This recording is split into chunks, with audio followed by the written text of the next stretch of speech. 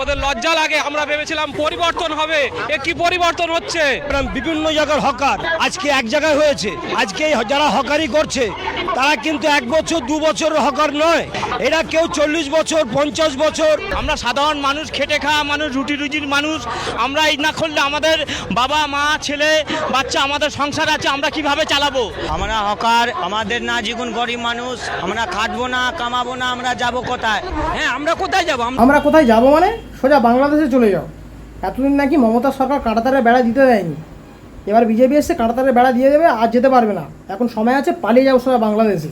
দেখেছো তো রাজ্যে নতুন আইন হয়ে গেছে, সরকারি কর্মচারীরা সরকারের কোনো বিধিনিষেধের উপরে কোনো কথা বলতে পারবে না, সরকারের নীতির উপরে কোনো কথা বলতে পারবে না, হলেই সাসপেন্ড হয়ে যাবে। ব্যাস 2 দিন পরে সোশ্যাল মিডিয়ায় যারা কাজ করছে বা সোশ্যাল মিডিয়ায় যারা বলে তাদেরও ব্যান করে দেওয়া উচিত। কেন দেশে সরকারের বিরুদ্ধে কেন কথা বলবে? হ্যাঁ, সরকারের বিরুদ্ধে কোনো কথা বলা যাবে না একদম। সরকারকে আমি বলছি যা খুশি করে যান, কোনো সমস্যা নেই। 10 কোটি মানুষকে ভালো রাখতে গেলে 2 কোটি মানুষের পেটে লাথি মারা যায়, অসুবিধা নেই।